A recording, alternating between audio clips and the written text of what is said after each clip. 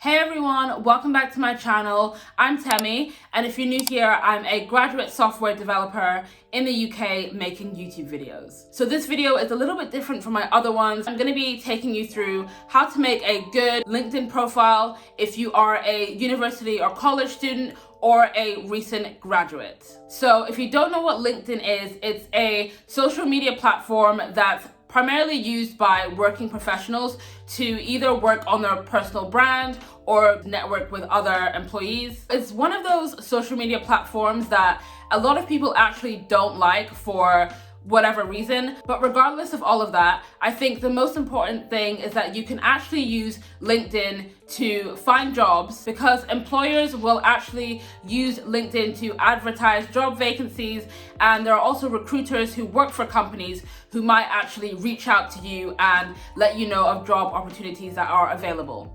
And especially with the current pandemic, I know how hard it is to find jobs and internships. So I'm going to take you through how you can make a good LinkedIn profile. I will be showing you bits of my LinkedIn profile as well, just to give you an idea of how to structure your profile. So make sure to take notes whilst you're watching. So the first thing you should do is pick a good profile photo. You should upload a photo that looks professional, that's high resolution, and where you can see your face clearly. Just find a simple or plain background and take a picture in front of that. But do make sure it's not a handheld selfie. What you can do is get someone to take a picture of you just standing in front of a wall. But what I did is I actually just used my iPhone. So I used portrait mode on my iPhone, propped up against my laptop, and just kneeled on the ground and took a picture there. So I think if you saw my picture, you'd never know. But if you don't have a tripod or anything like that, it's fine. Get someone to take a picture of you or prop up your phone against an object and just kneel in front of a plain wall. So the next thing you should do is your headline. If you're a uni student or graduate,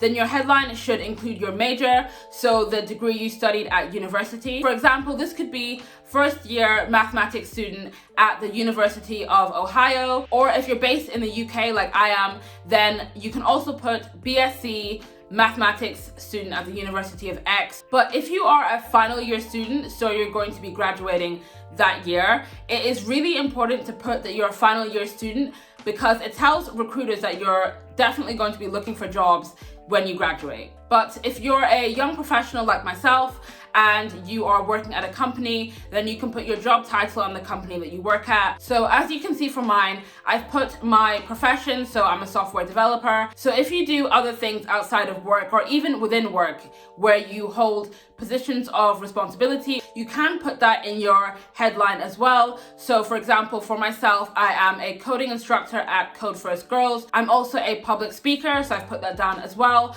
What you can do is just separate it by a partition, or if you're at university and you're the president of the Chemical Engineering Society or the treasurer or the secretary, you can also put that in your headline. The most important thing is that you keep your headline concise and short. So I would say no more than 2 lines. And this is really important. If you're watching this video, let this be one of the biggest takeaways. Do not put currently seeking for X jobs as your headline. This is because it doesn't say anything about you or what you do to the recruiter. And let's be honest, pretty much everyone on LinkedIn is looking for a job, or most people are looking for jobs. So now I'm going to move on to the summary section. I know this kind of goes without saying, but I do think it's important to write your summary in the first person and not third person. So if you're writing your summary, you would say, I have achieved this, I am working as this, I have done X amount of work experience. So here you want to emphasize the skills that you do have. You can focus on technical and non-technical skills, but more of a focus on technical skills that are related to your job. You can mention what you've accomplished so far at university in your degree or at work. So it's also important that your summary includes keywords for the type of job that you want. So what I would actually suggest doing, which I do a lot, is to look at job descriptions for whatever job that you want and look at the keywords that they use there. So for example, if you were looking for a software developer job, they might mention JavaScript, React. So take a mental note, or actually note down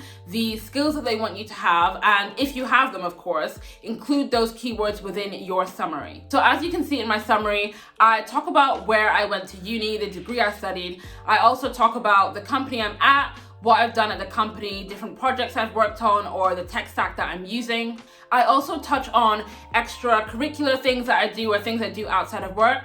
such as being a mentor at a non-profit organization. So for this volunteer section, I also touch on why I'm doing it and what I aim to get out of it. Lastly, I touch on the educational tech platform that I founded. So I talk about what I do with it, why I founded it in the first place.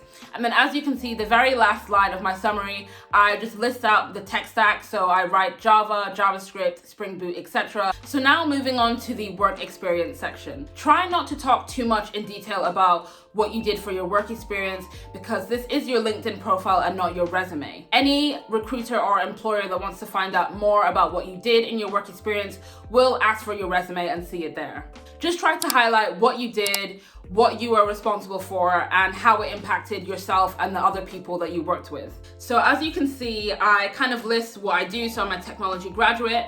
Then I talk about the rotations that I've done. So the first one was in network design and engineering. So I list that out. And then the second one was in backend development. So I also list that out and say what team I was in. Then I move on to talk about the EdTech platform that I founded. So I basically just talk about what I aim to achieve. I then go on to talk about a leadership program that I was a part of. So I basically say how I was part of a program that aims to help BAME representation in leadership roles. I also have an internship listed that I did. As you can see, it's literally just 2 or 3 sentences. It doesn't have to be that long. And the last thing I have listed is my experience at university. So I was a student ambassador. Moving on to the educational experience section, what you want to do is list your most recent degree first, or the most recent school qualification you have first. So if you're still at school or university and you don't have much work experience, then this educational experience section is going to be really, really important for you. So you can list your A-level subjects,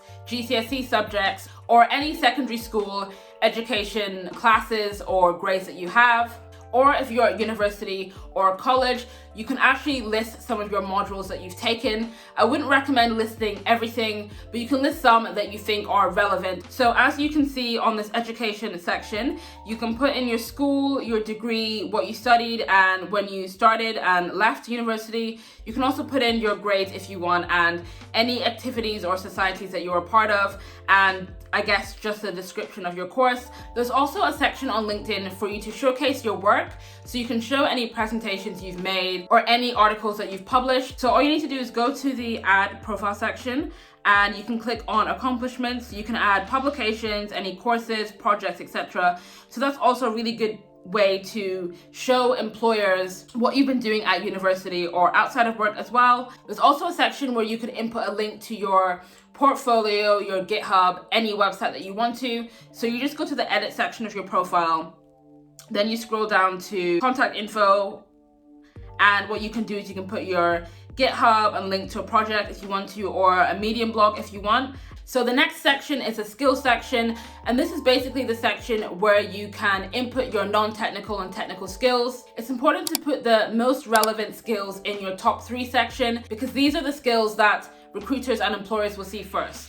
And as I mentioned earlier on in the video, it's important that your LinkedIn profile has keywords that relate to the industry or profession that you want to go into. So if we take a look at my LinkedIn profile, you'll see that there's a skills and endorsements section. So what you can do is click on add a new skill, and there's different things that you can add. So I actually can add Spring Framework to mine. And if there's anything else, I can just add that and click add. And once you've added your skills, it will sort it into industry knowledge, and then tools and technologies, and maybe interpersonal skills and other skills like that. And what you can do is you can select skills from this list to be your top skills or your most relevant. So what I will do is I'll select software development for one of my top skills, and I will also choose Java and JavaScript because this is what I code in. And then here you'll see top skills, and it lists your top 3 skills. So as I mentioned at the very beginning of this video, you can use LinkedIn for your job search. So you can actually go to your settings tab in LinkedIn and let recruiters know that you're open to work. So what you can actually do is you can go to the open to section, and you can click show recruiters and others that you're open to work. So if you click on that, what it will do is take you to this tab, and you can select the job title. So if I were to do this, I would click software engineer, that would say software developer and Java software engineer maybe, and then you can click the locations. So you can say United Kingdom, Australia if you want, Australia, New Zealand, which is good.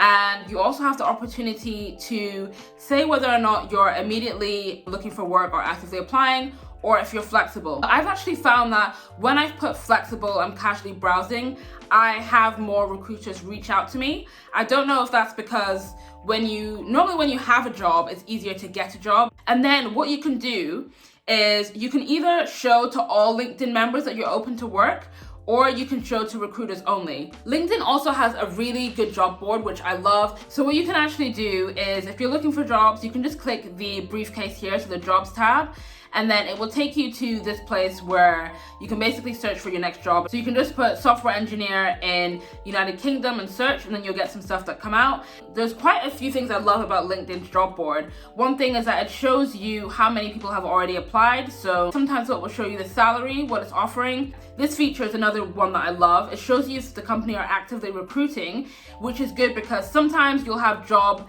adverts on there where the recruiter or the company posted a job ad ages ago and they've taken it down, or maybe they don't look at it anymore. So you're essentially applying to a job that no longer exists. So it's good to know if they're actively recruiting, then you know that you should hear a response. Another feature which is good is this Easy Apply LinkedIn feature. You can click on Easy Apply and you can apply within like less than a minute. So you can just input your name, your number, and attach your CV. So I think I've covered the main things you should include in your LinkedIn profile. If you think I've missed anything out or have any questions, then please do leave them in the comment section below. If you've made it this far and you found this video useful, I would really appreciate if you would like, comment, and also subscribe. Thank you all so much for watching, and I'll see you next time. Bye!